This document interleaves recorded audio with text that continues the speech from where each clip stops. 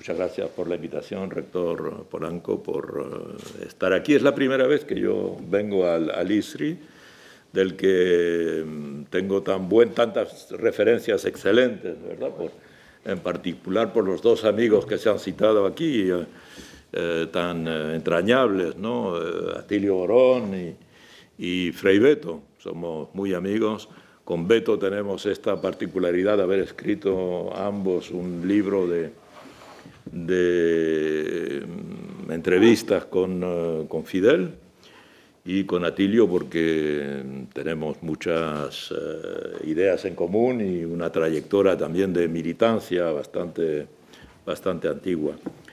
Yo con lo que quisiera hacer, más o menos es, no sé cuánto tiempo tengo, 40 minutos más o menos.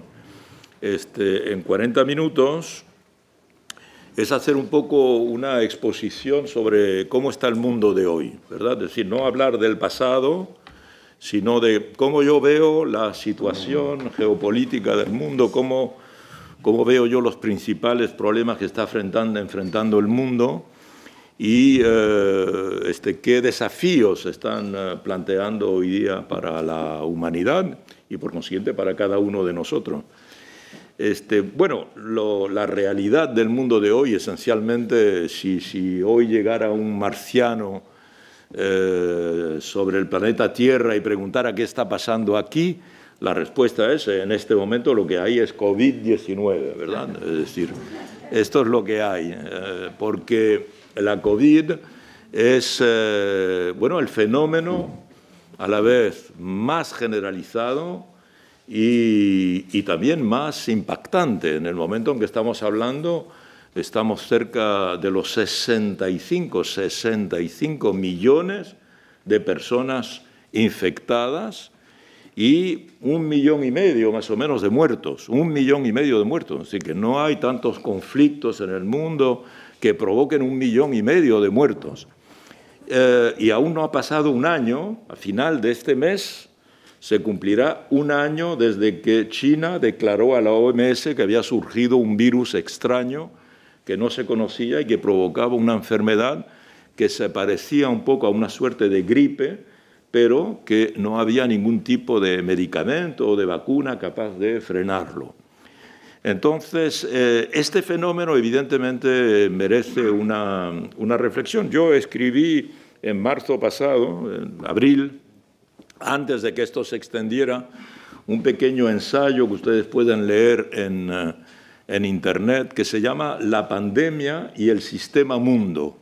La pandemia y el sistema mundo, que tuvo bastante difusión. Lo escribí aquí, yo estaba confinado en el Hotel Nacional y ese fue una de las, de las virtudes del confinamiento para un escritor, es que no tiene otra cosa que hacer más que escribir, ¿verdad?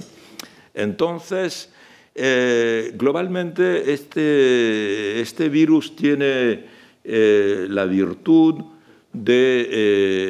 o la cualidad, si quieren, de haber provocado algo que no ha ocurrido nunca en el mundo. Lo que estamos viviendo en este momento como humanidad, eso no se ha producido jamás, ¿verdad? A veces se dice, no, bueno, esto que llamamos pandemia, efectivamente es una epidemia que se extiende al mundo entero. Bueno, es algo que la humanidad ha conocido, por ejemplo, en 1340 con la peste negra, ¿verdad? Se dice a veces, o con la gripe española hacia 1919, 18, 19. Pero en realidad, por ejemplo, la peste negra, por definición, no se extendió al mundo entero. Primero porque América estaba aislada y el virus, afortunadamente, no llegó aquí, porque en realidad cuando se habla de la peste negra se habla del entorno del Mediterráneo, que es más o menos de lo que se tiene noticia. Es verdad que la peste venía de Asia, no se sabe bien dónde se inició, si en China, si en la India, pero la peste negra concierne Europa y no concierne al mismo tiempo toda Europa, porque la peste negra avanza muy lentamente. Primero porque las pandemias o las epidemias son también, el resultado de la velocidad de las comunicaciones dominantes.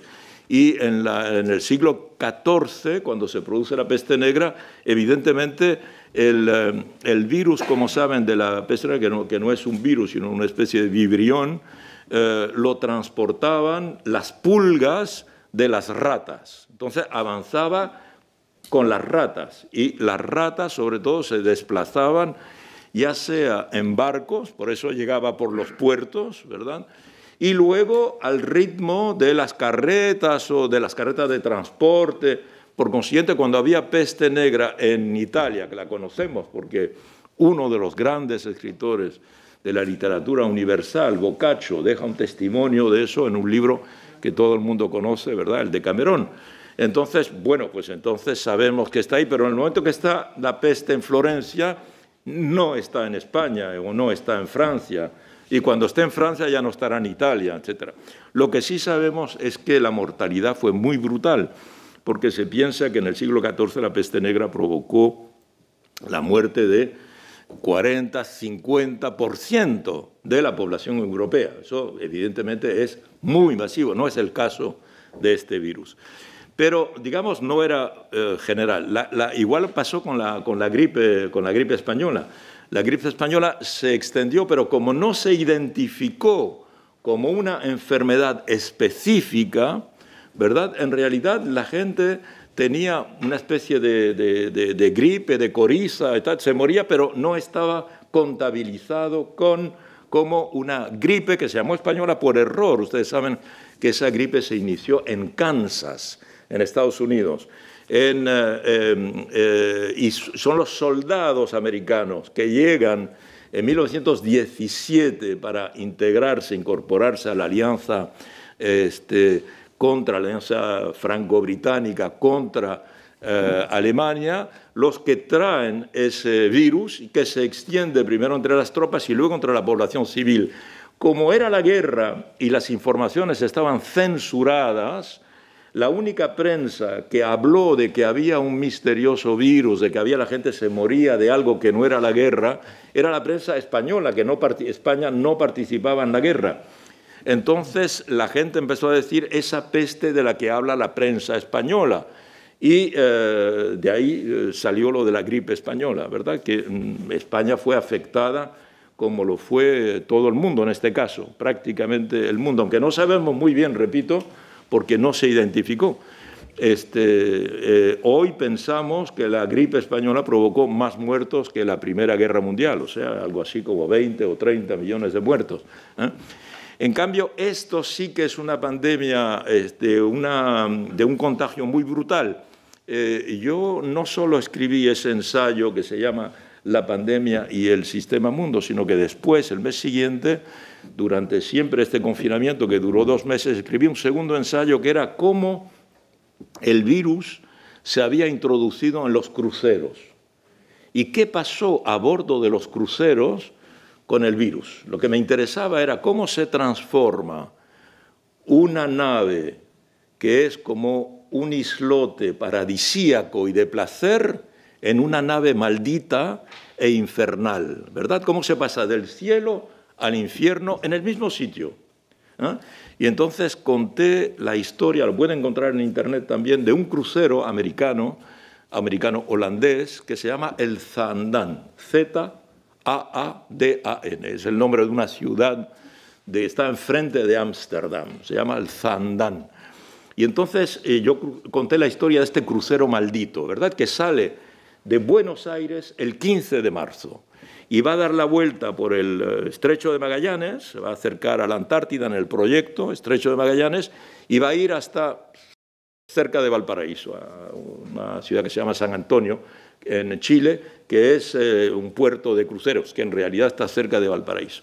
Entonces, ese crucero que debe durar 3 semanas, poco a poco ve llegar el virus a bordo, ¿verdad? Y cuando está en particular en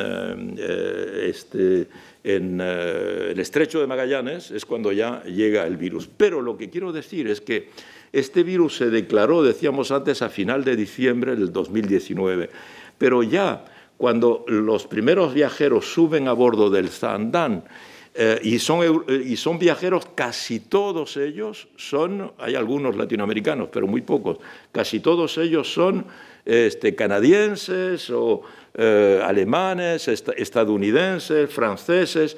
Cuando se suben al crucero, muchos de ellos dicen que piensan que de esa manera van a escapar a la epidemia, en ese caso aún era epidemia, porque la OMS declara esta epidemia pandemia el 11 de marzo, ¿verdad? O sea que ellos están a bordo, a punto de subir al barco. Pero cuando suben al barco el 15 de marzo, ya hay un muerto en Buenos Aires. El primer muerto de la COVID en Buenos Aires es el día en que arranca ese crucero. Cuando los viajeros pensaban que la enfermedad estaba en aquel momento localizada en Italia. Recuerden ustedes, Italia era el epicentro, Italia, luego España, Francia, el Reino Unido, pero estaba allí. Ellos vienen aquí, pero ya hay el primer muerto en Buenos Aires. Y más que eso, en la investigación que yo hice, el día en que ellos embarcan, ese 15 de marzo, ya el virus está en Ushuaia. Sí, el virus ya llegó al fin del mundo. Y si llega a Ushuaia, quiere decir que está en todas partes. Es decir, que en muy poco tiempo, en 2 meses y medio, este virus ya se ha extendido por casi los 200 países, 194 países del mundo. Eso no ha ocurrido jamás. Eso no ha ocurrido jamás, evidentemente. Jamás en la historia. No hay precedente. Estamos viviendo algo inaugural. No es una fiesta, pero estamos viviendo algo del que podemos dejar testimonio. Esperemos que esto desaparezca, aunque muchos sociólogos, epidemiólogos dicen que este virus, como se dice ahora, llegó para quedarse, ¿verdad? Y que vamos a tener que vivir durante años con la precaución de este virus. Igual que nos vacunamos contra la gripe, que tenemos gripe todos los años, etcétera, vamos a vivir con la COVID-19, ya forma parte de el lenguaje normal, ¿verdad? Entonces, ¿qué ha provocado esto? Bueno, pues ha provocado nada más ni nada menos que otros 2 fenómenos, que el fenómeno sanitario lo conocemos, este virus sabemos que no es muy mortal, ¿verdad? No es muy mortal, es un virus que tiene muy poca mortalidad si la comparamos con la peste negra o la comparamos con otras enfermedades, pero es muy contagioso, es mucho más contagioso que otros virus, en particular. Y por consiguiente, como es muy contagioso, hay muchas personas enfermas. Ahí lo tenemos las cifras, 65 millones de contagiados, 1,5 millones de muertos. Con eso calculamos la tasa de mortalidad, que es relativamente débil, pero con muchas personas enfermas, con muchas personas en grado diferente enfermas. Y sobre todo, con una manera de combatir esta enfermedad que ha sido es muy interesante porque para nosotros, ¿verdad?, especialistas en ciencias políticas, porque hemos visto cómo los gobiernos del mundo, todos los gobiernos del mundo, de derecha, de izquierda, autoritarios o no autoritarios, como los quieran clasificar, ha tenido que enfrentar al mismo tiempo el mismo enemigo. Entonces es como un laboratorio. ¿Qué han hecho los gobiernos? ¿Cómo se han comportado? Porque no podemos decir que este sabía más que este sobre esta cuestión. Nadie sabía más. ¿Por qué? Porque efectivamente en un primer tiempo, por ejemplo, circularon algunos ensayos que decían los asiáticos combaten mucho mejor el virus que los europeos. Y es verdad que hay algo que nosotros habíamos subestimado, quiero decir nosotros occidentales o extremo occidentales como son los americanos, nosotros los europeos nos autocalificamos de occidentales, pero yo tengo un amigo ensayista francés que califica a América de extremo occidente, ¿verdad? Los extremo occidentales, como hay el oriente y el extremo oriente, ¿verdad? Entonces siempre tenemos como un poco un aire de superioridad con respecto a los asiáticos, ¿no? Sin darnos cuenta que el centro del mundo hoy día, la mayor dinámica del mundo se encuentra precisamente en Asia. Pero sí nos habíamos dado cuenta de que desde hace unos años, desde hace, no sé, 10 o 15 años, muchos asiáticos, lo vemos en los documentales, en las películas, cuando nos cruzamos con ellos, llevaban mascarilla. Ustedes habían notado eso, ¿verdad? Los japoneses siempre andan con mascarilla. Y entonces, ¿cómo lo interpretábamos eso? ¿Qué pensábamos de eso? ¿Por qué los japoneses llevaban mascarilla ya antes? Claro, el análisis que nosotros hacíamos era que, como los japoneses son hiperhigienistas, ¿verdad?, que ellos siempre llevan guantes y todo esto, y siempre están como muy prudentes con respecto a todo, digamos que la interpretación que más se había dado era que era por una cuestión de contaminación, para luchar contra la contaminación del aire, ¿verdad? Que la contaminación mata más que el virus, ¿eh? Como saben, ¿eh? La contaminación en una ciudad como París, por ejemplo, la contaminación puede matar al año 150 o 200.000 personas. ¿Eh? Lo que pasa es que la muerte no se declara que es por contaminación, pero por afectación de los pulmones, por consecuencias derivadas del tipo de aire cargado de metales pesados que se puede hacer. El diésel, por ejemplo, el diésel, aquí se dice diésel, la gasolina esta muy pesada, contiene unas partículas que se llaman partículas finas, que atraviesan toda clase de filtros que tiene humanos, los filtros naturales, y se clavan en el pulmón y desarrolla cáncer. Entonces, mucha gente que muere de cáncer de pulmón no es por el tabaco, es por el diésel. Y el diésel ahora está en vías de desaparición, está prohibido. El gran escándalo, sin hacer una paréntesis, ustedes saben que ha habido un gran escándalo Volkswagen en Estados Unidos, ¿verdad? Hubo un enorme escándalo, hay un excelente documental en Netflix, que ustedes lo pueden ver, sobre cómo Volkswagen mintió sobre la calidad de los filtros en la venta de sus vehículos en Estados Unidos. Y ellos habían puesto un programa en el vehículo para que el programa mintiera sobre el grado de filtración de estas partículas. En esa película se ve una cosa fantástica, es un spot publicitario. Y entonces son dos señoras vecinas en un barrio residencial que tienen dos casas particulares y los garajes están uno al lado de otro. Y sale una señora y ve, señoras más o menos mayores, y dice una señora a la otra, oye, pero has cambiado de... Ya no tienes ella también tiene un Volkswagen. ¿Y tú has cambiado de Volkswagen? Dice, sí, me he comprado el nuevo porque el nuevo es absolutamente limpio. Y le dice la otra, ¿pero limpio cómo? Este tiene una limpieza absoluta. Y entonces tiene como un pañuelo blanco y le dice, mira, te voy a enseñar la limpieza de este auto. Y arranca el auto y en el tubo de escape ella pone su pañuelo así blanco como esto, así, y lo deja un buen rato. Este es el spot publicitario. Y lo saca y está más blanco que el blanco, como dice la publicidad. Y dice, ¿tú ves? ¿Eh? Bueno, pues eso era absolutamente falso, porque estos vehículos contaminaban y Volkswagen fue condenado y tuvo que pagar miles de millones de dólares de indemnización y además con decenas de miles de vehículos inutilizados y que no se pueden vender, que están aparcados en aeropuertos de Estados Unidos. Eso mata, ¿verdad? Entonces nosotros pensábamos que los japoneses tenían la mascarilla para protegerse de eso. No, en realidad tenían mascarilla para protegerse del coronavirus. Pero ¿cómo del coronavirus si el coronavirus acaba de llegar? No, este es el 7º coronavirus que conocemos.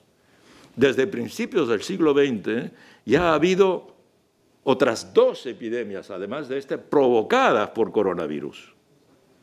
La primera es lo que se llamó el SARS, por eso se llama SARS-CoV-2. La primera era el SARS, que apareció, ¿verdad?, a partir de el año 2002 o 2003 por Asia, que empezó a extenderse y se detuvo.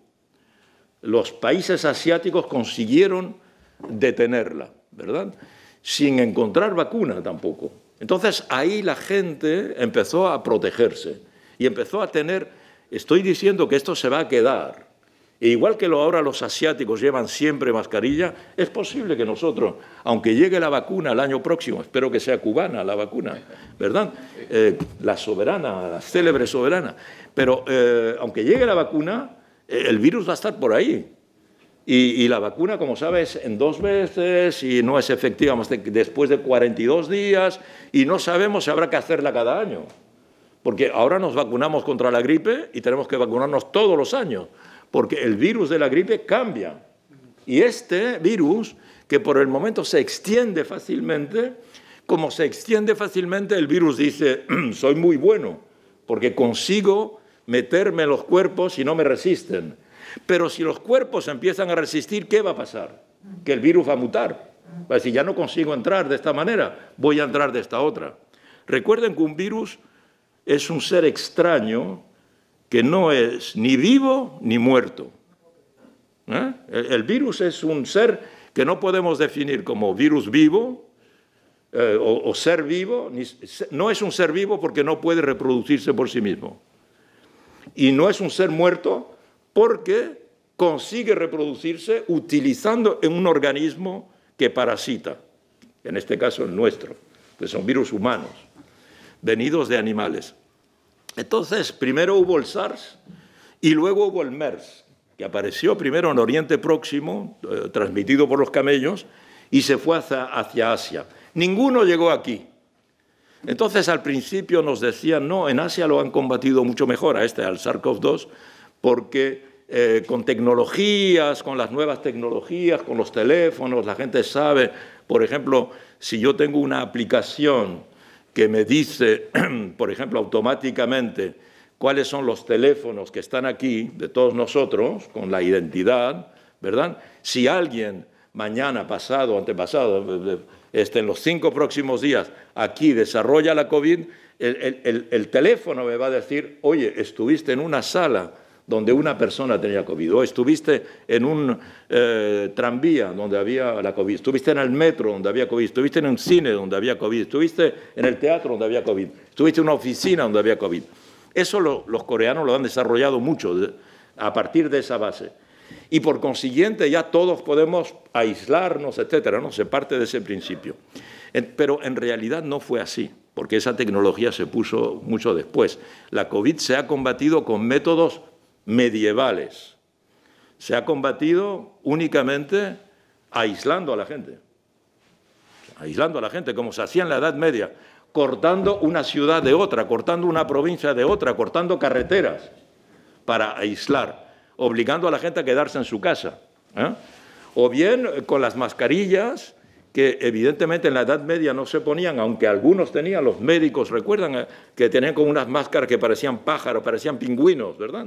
Bueno, esas máscaras de los médicos. En cambio, ahora las máscaras se hicieron con un aparato que es la máquina de coser.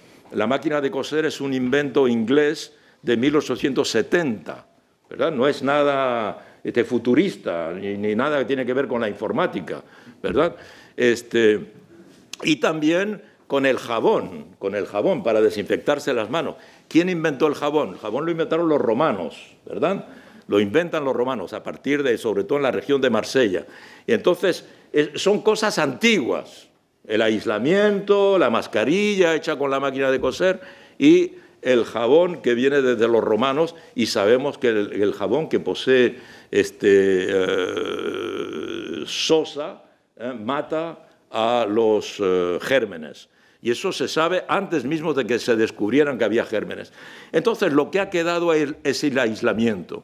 Y lo que digo es que esta pandemia tan única, como estamos diciendo, única, ¿verdad?, que no se ha producido nunca, ha tenido no solo una consecuencia sanitaria, pero una gran consecuencia económica, primero sociológica, porque, digamos, en abril o mayo pasado, en el mundo había entre 4 y 5 mil millones de personas encerradas en sus casas. Eso no se ha conseguido jamás, eso no ha ocurrido jamás. No lo ha conseguido ningún gobierno, por muy autoritario, ninguna dictadura, ni Hitler, ni Mussolini han conseguido que la gente se quede en su casa. Esto es también algo inaugural que hemos vivido. Hemos visto esas fotos de ciudades, el centro de Manhattan o las avenidas de París, las avenidas de La Habana, absolutamente desérticas, ¿verdad? Con 4 o 5 mil millones viviendo encerradas en sus casas. Eso ha tenido una consecuencia y va a tener una consecuencia muy importante en el mundo, que es la consecuencia económica. Porque a esta pandemia, que ya tiene muchos problemas sanitarios, aún no tenemos vacuna, aunque los ingleses vacunan a partir de la semana próxima, ¿verdad? Y los rusos vacunan a partir de 2 semanas, ya masivamente, quiero decir. Pero lo que sí ha ocurrido es que estos 4 o 5 mil millones de personas se han quedado en su casa. Y si se han quedado en su casa, no han podido consumir como hubieran consumido si tenían una vida normal. Y no han podido producir como podrían haber producido si hubieran podido ir a sus lugares de trabajo. Por consiguiente, el mundo ha conocido algo inédito, que es que de repente ha parado de producir y ha parado de consumir. Durante semanas, durante meses. Evidentemente, eso está produciendo una catástrofe económica muy importante. Todos los organismos económicos, financieros, los más serios, dicen que la caída del PIB este año, en todo caso, el año 21, quiero decir, va a ser muy importante. En Europa se estima que la caída del PIB puede ser entre 4,5%, 6%. Recuerden que cuando en Europa se crece de 0,1%, de 1% ya es mucho. Pero aquí va a caer de 4,5% a 6%. El último informe de la CEPAL dice que la América Latina en su conjunto va a bajar de 8% en su conjunto. Que hay países que van a bajar, el PIB va a disminuir de 16% o de 12%, países como Brasil, como Argentina. Entonces, evidentemente, y ya si ustedes leen Le Monde, por ejemplo, de hoy, Le Monde de hoy, viene la lista de las empresas que están despidiendo. Y, por ejemplo, en la semana pasada ha habido 35.000 despidos en Francia. Y cada semana es un poco así. Mucha gente está perdiendo el empleo. Por consiguiente, aquí estamos ante una situación en la que primer golpe es la pandemia y segundo golpe va a ser la crisis económica, evidentemente. Y el tercer golpe va a ser las consecuencias, digamos, políticas y sociales de estos dos primeros impactos. El primer impacto sanitario, cómo se han comportado los gobiernos, cómo han hecho con respecto a los gobiernos, porque están piloteando. Y decíamos antes, de hecho, se descubrió que en el mundo nadie sabía gestionar esta pandemia, ¿verdad? Los propios chinos tuvieron que aislar la provincia de Wuhan de una manera muy radical y todos los documentos que hemos visto en las primeras semanas tenían una saturación de todo el sistema sanitario, completamente saturado, con enfermos en los pasillos, enfermos haciendo cola en la calle, sin poder atenderlo. No hay ningún sistema sanitario, por muy desarrollado que sea, que pueda responder a esta epidemia si no se toman precauciones prealables para evitar que haya un contagio general. Cosa que los chinos no podían hacer al principio. Luego sí lo pudieron hacer, pero al principio no, porque les estalló la epidemia en la cara. Lo que vimos en Italia, lo que vimos en España, lo que vimos en Francia, lo que vimos en el Reino Unido, lo que estamos viendo aún en Estados Unidos, o estamos viendo en Brasil, para tomar estos dos ejemplos, eso se ha producido prácticamente en el mundo entero, excepto en algunos países, porque podemos decir hay países que sí lo han gestionado bien, ¿verdad? Partiendo del mismo desconocimiento de la enfermedad, bueno, yo creo que Cuba es de los países, lo digo objetivamente, no solo por cariño, objetivamente Cuba es uno de los países donde las autoridades han tomado unas medidas rápidas y eficaces, a pesar de que es un país, como todos sabemos, bloqueado, con tantas dificultades, en particular dificultades agravadas durante el mandato del presidente Trump, pero aquí ha habido una serie de acciones que se han tomado y que han permitido que esta enfermedad se haya quedado siempre bajo control. En ningún momento el sistema sanitario ha sido colapsado, se ha visto colapsado, como en Francia, como en Italia. Claro, mucha gente dice en el exterior, no, pero en Cuba la información la controla el gobierno, entonces esa información no es fiable. No, el gobierno puede o no controlar, pero si hubiera habido colapso, todo el mundo en Cuba tiene teléfono, lo hubiéramos sabido. Miren lo que pasó en Guayaquil. Miren lo que pasó en Guayaquil. El gobierno daba unas cifras que no correspondían a la realidad de Guayaquil. No sé si recuerdan aquellas imágenes terribles con las familias a las que no venían a buscarle los cadáveres de los propios familiares. Hemos visto familias quemando ellos mismos los cadáveres por la putrefacción. Guayaquil es una de las ciudades más calurosas del mundo, donde más calor hace en el mundo. Está situada en el Ecuador, y en el Ecuador húmedo, ¿verdad? Entonces, digo, eso no se puede ocultar. Hoy día hay cosas que no se pueden ocultar. Por consiguiente, aquí las cifras son fiables. El gobierno o las autoridades y el sistema mediático ha dado las cifras que corresponden a lo que uno ve, ¿verdad? Pero también en Venezuela. El presidente Maduro fue uno de los primeros que tomaron medidas para controlar, quizá el primero en América Latina, antes mismo que Cuba, que cerró las fronteras. Antes, Cuba cerró la frontera el 5 de abril, pero ya Venezuela las había cerrado antes, ya en marzo. Entonces, pero luego se complicó por el paso clandestino de los propios venezolanos que huían del desastre pandémico colombiano y que llegaban clandestinamente por trochas y que traían la enfermedad, y se complicó un poco más. Pero en todo caso, Cuba además ha tenido esta característica. Quiero decir que en medio de esta pandemia tan generalizada, el mundo no ha sido solidario. Los países europeos que están agrupados en el seno de una Unión Europea cerraron sus fronteras, no se ayudaron unos con otros, al contrario, se robaban las mascarillas. Recuerden, cuando empezó la pandemia no había mascarillas. Esto que ahora nosotros tenemos varios ejemplares, eso no existía. Y aquí en Cuba ha habido también algo así muy didáctico, que ha sido que la gente tiene que hacerse su mascarilla también. Y ha habido una iniciativa popular, una iniciativa personal, la gente se ha hecho sus mascarillas. No es el Estado el que ha repartido las mascarillas, o no masivamente, ¿verdad? Mientras que en Europa ha habido una pasividad de una parte de la población diciendo yo mascarilla no hasta que no me la dé el Estado, ¿verdad?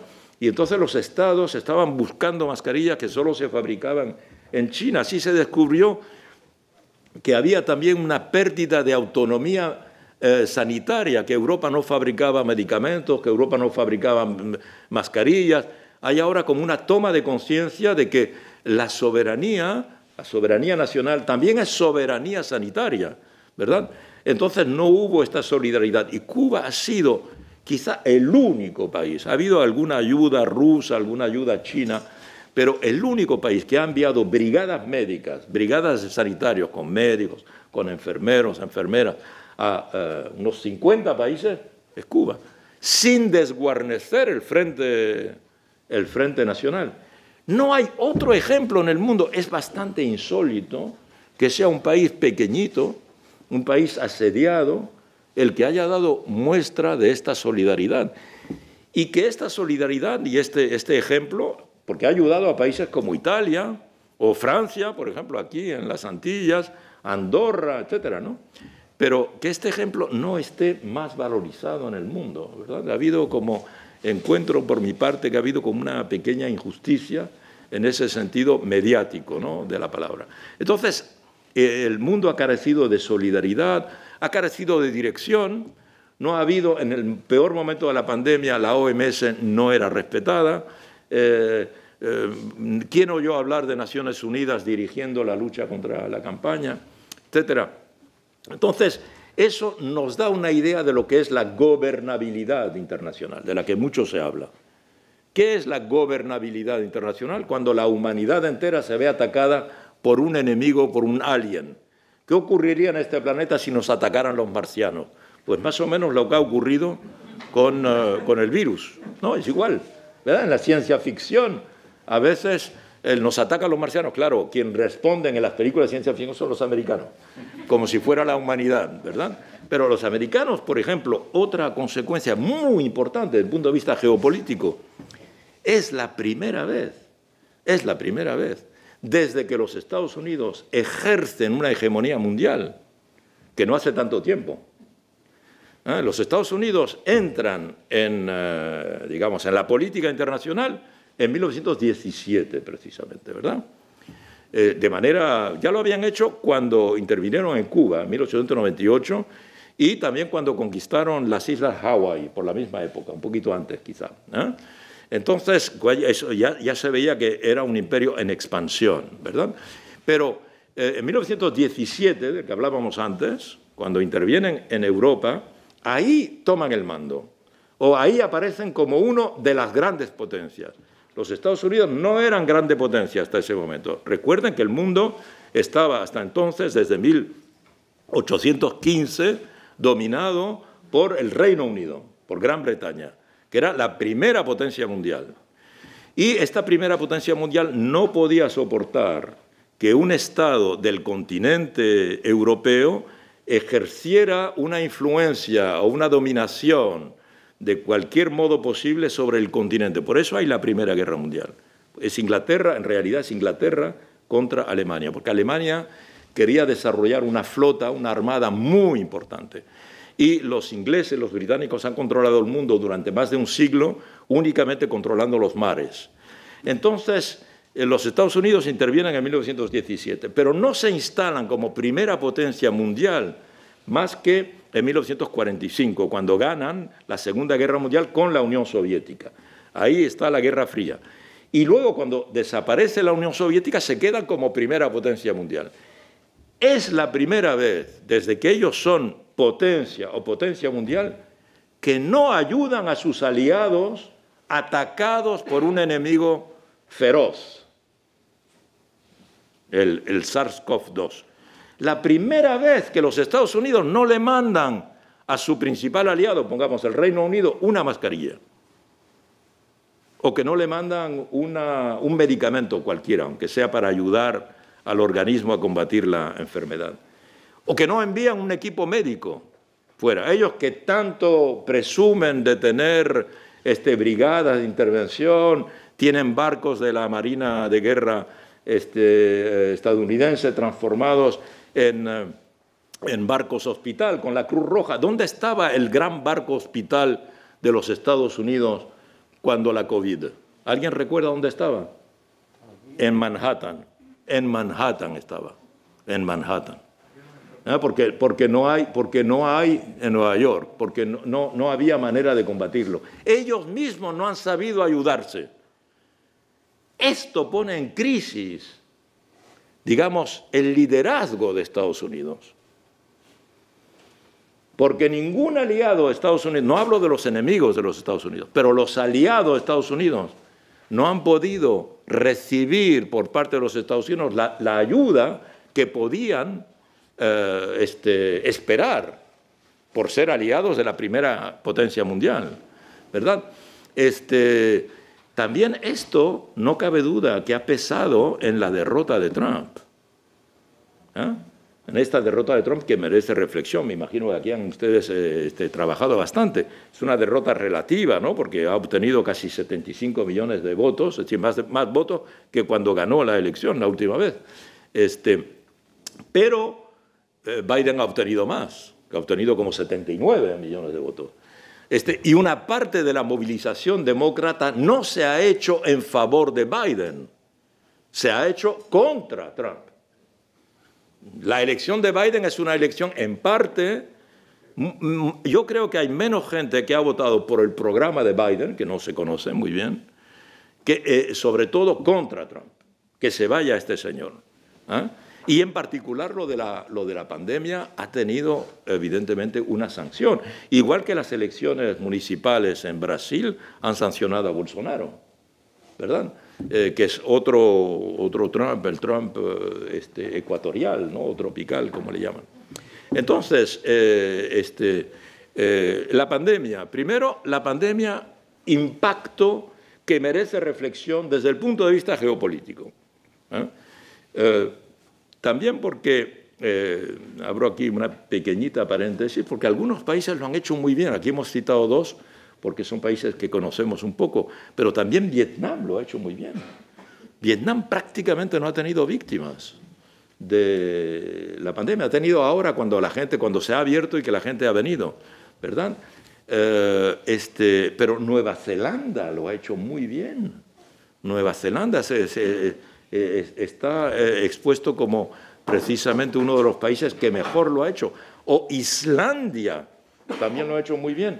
Esos dos países tienen esta característica, Islandia y Nueva Zelanda, de que son archipiélagos o islas y que los dos están gobernados por la izquierda y gobernados por una mujer. Para la gente que dice que las mujeres no son aptas forzosamente a dirigir países en épocas complicadas, en épocas de conflicto, de guerra. Son muy interesantes. Estos países son considerados hoy en el mundo como los que mejor ha combatido la epidemia, la pandemia. Segundo, digo, este es el impacto que merece reflexión. Segundo es el impacto, decíamos, económico. Y tercero es el impacto del que hablamos ya, que es el impacto político-social. O sea, que ahora que los ciudadanos han vivido el terror de la pandemia y ahora viene el vértigo de la pérdida del empleo, de la quiebra de las pequeñas empresas, de la amenaza de que se derrumbe el sistema bancario, etcétera, ahora viene la sanción electoral. La gente va a votar y vamos a ver cómo vota. Hay que ver, ya estamos viendo en Bolivia. Miren las elecciones que ha habido últimamente. Bolivia, bueno, primero porque ya le habían robado las elecciones a Evo hace un año, pero el resultado ha ido más allá de lo que pensábamos nosotros. En parte también es por la malísima gestión con la pandemia de esta gente. En Brasil, las elecciones municipales, ¿verdad?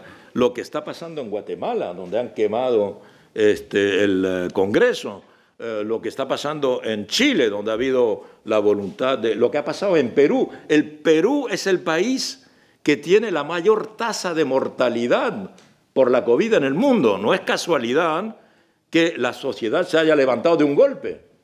Y no para defender a un presidente que tampoco era el presidente más popular del mundo, con políticas más progresistas y sociales del mundo, el presidente Vizcarra, pero irritado por la manipulación de este Congreso nombrando a quien le da la gana. Entonces, todo esto que estamos viendo, las elecciones en Estados Unidos, las municipales en Brasil, todo eso va en el sentido de que, sí, Chile, decía, ¿no?, lo de la Constitución, pero todo va en la dirección de lo que decimos, que la gente está ahora sancionando a los gobernantes, ya sea por la crisis sanitaria, ya sea por los efectos económicos de esta cuestión. Y para terminar, que apenas hemos empezado a reflexionar, ¿verdad? Apenas, esto es la primera parte de la introducción, digamos. Como diría Fidel, que los discursos si duran es porque tienen que durar también, ¿verdad? ¿No? Que si uno quiere explicar algo, ¿no? Entonces, digo, ¿por qué? Porque estamos, aquí ya hemos abordado apenas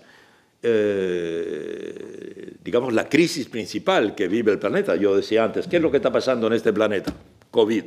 Esto es lo que está pasando aquí. Pero hay 2 o 3 crisis generales que también las está viviendo el planeta. Primero, el cambio climático. La COVID no para el cambio climático.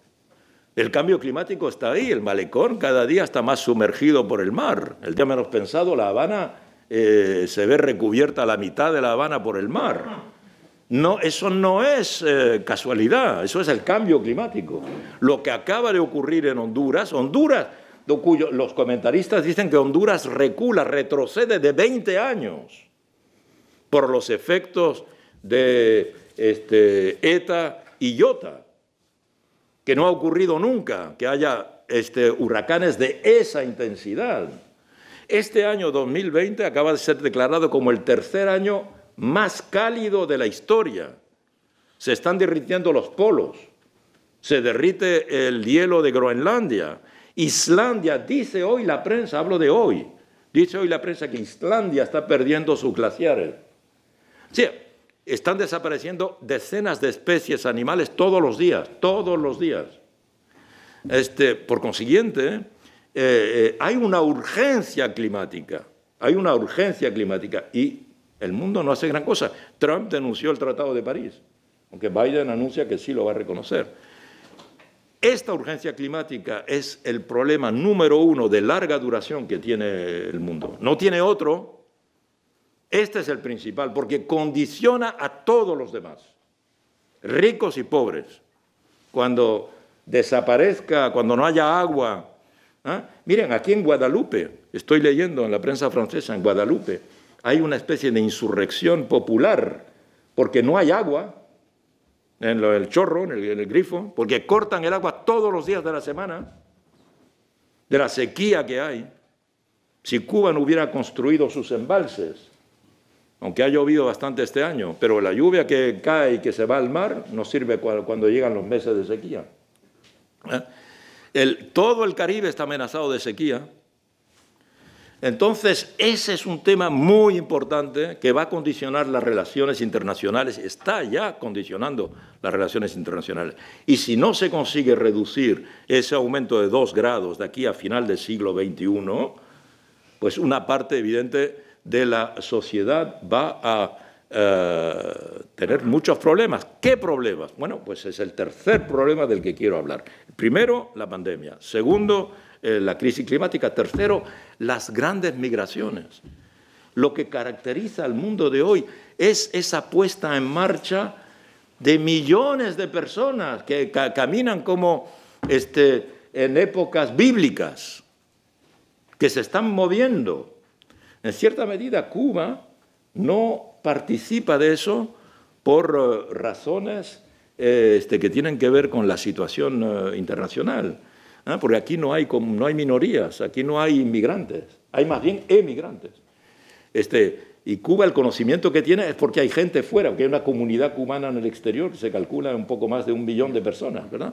Pero todos los países del sur están moviéndose. Están enviando millones. Biden llega con un proyecto, mira, el proyecto que caracterizó a Trump, si tuviéramos que reducir a un solo el programa de Trump cuando ganó las elecciones, recuerden, era el muro en México, con la frontera de México. Biden llega con un programa de desarrollo de América Central, del Triángulo Norte de América Central, porque lo conoce bien, para que la gente se quede allí. Tiene la idea de desarrollar un plan con México, aliado con México, y hacer un plan de desarrollo porque la gente no se mueva, que tenga trabajo allí, que tenga desarrollo allí, etc. Es un sueño, ¿no? Bien, las grandes migraciones. Las grandes migraciones no solo son problemas sociológicos, son problemas políticos, hoy día. ¿Por qué? Porque la llegada de minorías grandes, mire cómo está Canarias en este momento en España, donde llegan cayucos todos los días. Mire cómo está Grecia.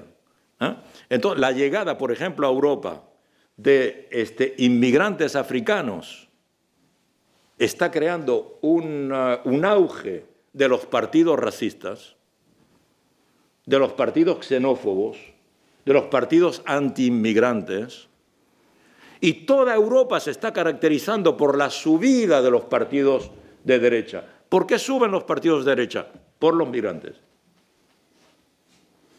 Porque ya hay ahora comunidades muy importantes, musulmanas. En Francia, 10% de la población, podemos estimar, es ya de religión musulmana.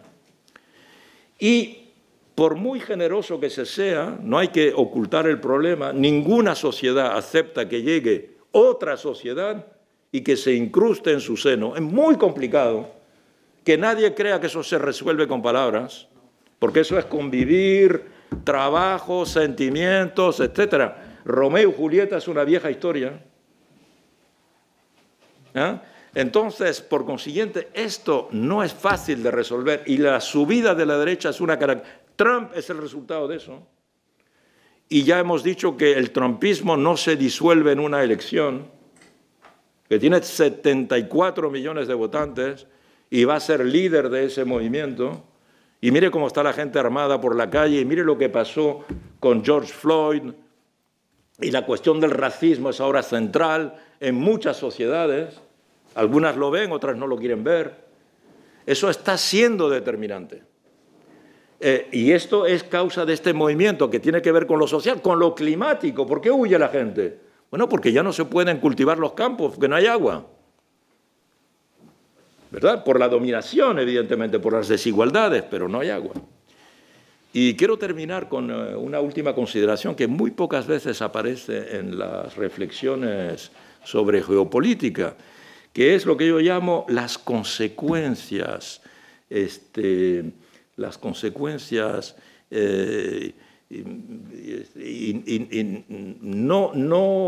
no percibidas, las consecuencias no esperadas de las nuevas tecnologías. Las nuevas tecnologías están produciendo en todas partes una serie de cambios antropológicos muy importantes y están cambiando las sociedades. Si ustedes toman una fotografía del mundo antes de la COVID, justo antes de la COVID llega en diciembre. Entonces, la célebre pregunta que nos haría el marciano, imagínense que el marciano llega el 1 de diciembre del año pasado y nos pregunta, ¿qué pasa aquí? ¿Cuál sería la respuesta?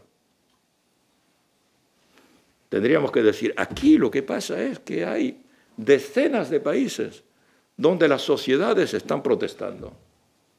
Están protestando en Hong Kong, están protestando en Cataluña, están protestando en Irak, están protestando en el Líbano, están protestando en Puerto Rico, están protestando en Colombia, están protestando en Chile.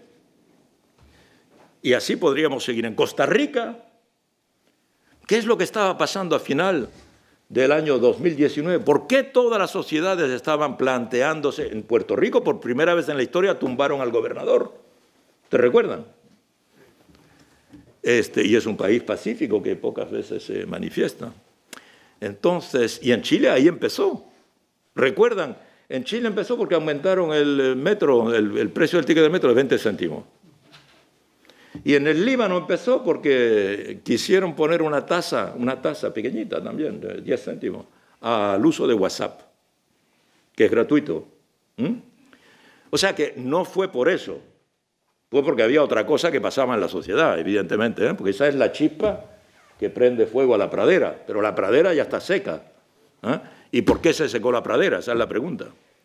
Entonces, estos son consecuencias de la situación que crean las nuevas tecnologías, las redes sociales, evidentemente. La individualización de una capacidad de comunicación absolutamente descomunal. Cada individuo ahora, con este telefonito que tenemos todos en la mano, tiene la potencia que tiene la CNN. La CNN se creó en 1986. Hace poco tiempo, digamos, en tiempos históricos. Pero hoy somos capaces de comunicar al mundo entero con esto. Y entonces esto, evidentemente, le da una capacidad en términos de comunicación, de red, de crear un ecosistema comunicacional a cada individuo que hace que el individuo se cree mucho más poderoso de lo que era antes. El individuo tiene ahora una especie de caparazón, que son sus miles de amigos. No está solo. Y todo el mundo ha estudiado a Freud, y no es lo mismo la psicología individual que la psicología colectiva. Usted no se comporta de la misma manera si está solo en la calle y si va con 200 personas. No piensa de la misma manera. Hay muchos libros sobre eso. Fidel citaba frecuentemente un libro de un pensador que se llama Gustave Le Bon. Si ustedes van a 100 horas con Fidel, busquen en 100 horas con Fidel Le Bon. Él se llama L-E-B-O-N, en 2 palabras, Le Bon, Gustave Le Bon, que es un psicólogo del final del siglo XIX que escribe una cosa que se llama la psicología de las masas, psicología de foule. Fidel lo citaba porque sabía que las masas no se comportan de la misma manera. Y hoy nosotros sabemos que vamos acompañados, si me pasa cualquier cosa le voy a mandar esto, me lo voy a poner en Facebook, le voy a mandar un Twitter, cada uno de nosotros. Entonces, eso cambia al individuo. Estamos ya, yo diría, porque aquí estamos entre nosotros, evidentemente, yo diría que estamos a la víspera de que se puede empezar a conceptuar algo así como el individuo-estado. Hemos visto ciudades-estado. El Estado nunca se creó, el Estado se ha creado muy recientemente, evidentemente. El Estado es una creación de la segunda mitad del siglo XIX, como ustedes saben. Pero al principio de la historia, cuando se inventa la escritura, hace 5.000 años en Sumer, con la escritura aparecen los primeros estados, son ciudades-estado. Es una ciudad que se vive como un estado y que además hace la guerra con la otra ciudad que también tiene su propio rey, su propia dinastía, etcétera, su propia organización, ¿verdad? Ciudades. Luego vimos imperios, sí, estados que se unen entre ellos y constituyen un imperio. Pero luego vino el nacionalismo y fraccionó todo eso. Ya la gente se definía en función de sus características, la lengua, el territorio, la historia, la religión. El nacionalismo en el siglo XIX fraccionó todo eso.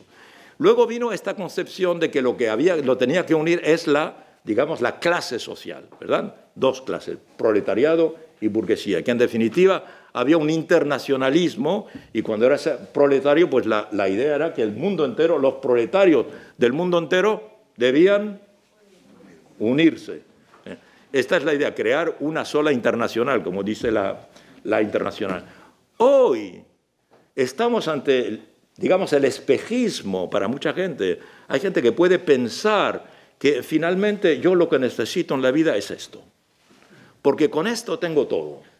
Tengo el Ministerio de Cultura, aquí. Tengo el Ministerio de Finanzas, aquí, porque accedo a la compra del banco. Tengo al Ministerio de la Comunicación, aquí. Tengo Ministerio de Transporte, lo que sea. Todo lo tengo aquí, todo. Entonces, ¿para qué yo necesito las autoridades? ¿Entienden? Entonces, esta concepción de esta nueva comunicación... ¿Puedo pedir una visa? ¿Cómo? ¿Puedo pedir una visa? Claro, puedo pedir una visa. Entonces, exacto, una diplomacia. Entonces, quiero decir que lo que yo decía antes, las consecuencias inesperadas de las nuevas tecnologías. Nadie pensó nunca que las nuevas tecnologías pueden servir para esto, pero sirven también para agruparse y protestar. Si ustedes observan lo que cité antes, no tienen nada que ver Hong Kong con Chile o el Líbano con Puerto Rico, pero el fenómeno de protesta es el mismo. Y la capacidad de convocatoria, la inmediatez, todo eso es igual. Pero igual con la cultura, Hoy la cultura se consume más aquí. Igual con la información. Todas las encuestas indican que la información que recibimos viene por el teléfono, sobre todo. Y que el medio dominante, como yo lo afirmo, ya no es la televisión, son las redes. Hay más gente que se informa por las redes que por la televisión. ¿Qué hace la gente cuando se levanta? Bueno, ustedes en particular, se estudian ver su teléfono, consultar qué pasó en Facebook, qué pasó en Twitter, qué me dicen. Nadie va a ver la televisión a ver cuándo va a venir esto. Esto ya está aquí. La televisión ahora es para la familia. A veces la televisión se demora un tiempo en hablar de las cosas importantes. Bueno, entonces con esto termino diciéndoles que, bueno, tenemos estos 4 problemas principales que son los que están cambiando el mundo de hoy en este momento y sobre los que, bueno, estudiantes como ustedes tienen que empezar, bueno, yo supongo no empezar aquí porque ya me imagino que la reflexión colectiva que se lleva a cabo aquí, pero tienen que tener una visión y una perspectiva personal sobre esta problemática internacional. Muchas gracias.